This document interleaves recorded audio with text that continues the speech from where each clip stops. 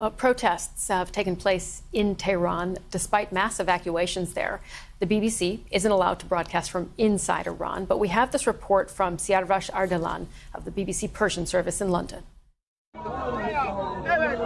In the center of the crowd, Iran's president, surrounded by hundreds of party faithful, venting their fury at the United States. What America did is truly unforgivable, says this woman. Iran is stronger than they perceive. But after last night's U.S. attacks, the regime here is seriously weakened. So what comes next? The Iranian Supreme Leader Ali Khamenei could swallow his pride and possibly save his regime and the country from further damage. Or he could fight on and risk everything. Domestic public opinion is now divided and confused.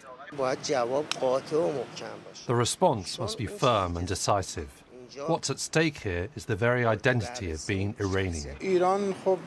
In my opinion, Iran needs to engage in some reflection and contemplation.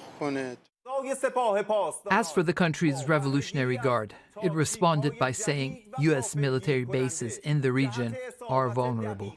But they know retaliation would invite further U.S. attacks. This is a state TV reporter who went to Fordow. I can't see much damage, he says. For now, it's America's word against Iran's. Weakened and humiliated, the Iranian regime will struggle to maintain its credibility and grip on power in the face of widespread discontent. Siarvash Ardalan, BBC News. We can speak now to Bahman Kalabasi, correspondent for BBC Persian, who's joining us. Bahman, very good to see you.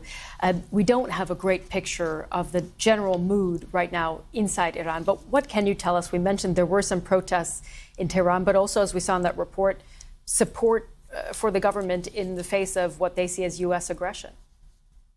There's definite mass discontent with this regime, and the immediate need that talking to people is very obvious is for this strike and counter-strike cycle to end. The Israelis stop attacking Iran and Iran stop retaliating. That is the first thing that much of the public is hoping would happen as soon as possible.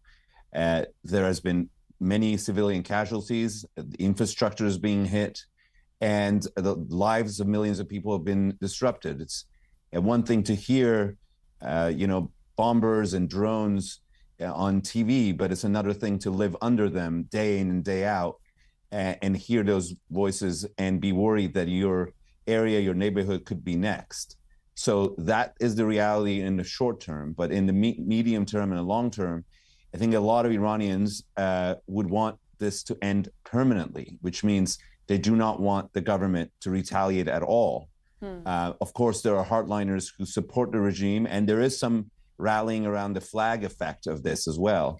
But the majority remains hopeful that the regime calculates that this will be too costly if they attack American interests in the region. Right. So that is where the population stands on the large scale, and that is hoping that the war would end and that there is no further escalation by the regime. But that still takes us where it was before these attacks started, which was a country heavily sanctioned, economy in the worst shape it's been since maybe the beginning of this regime.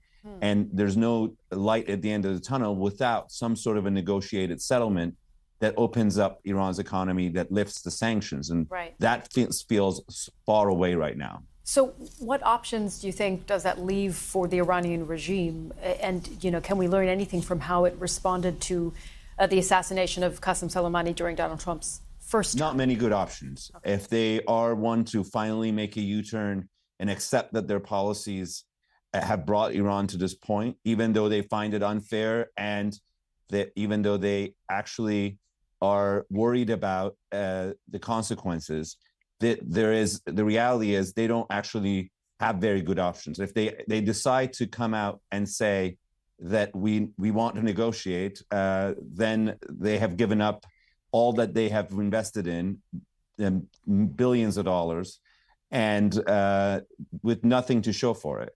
And if they want to retaliate, we know the cost might be even higher. So it's a very difficult place that the regime is in right now. Of course, they blame the United States and Israel, and some of it does find audience in Iran because it was the United States that ripped up the Iran nuclear deal. It was the United States that brought back sanctions, despite Iran being following and adhering to that deal. But nevertheless, today is a different day, and they have to make a decision in which way they want to go. Okay.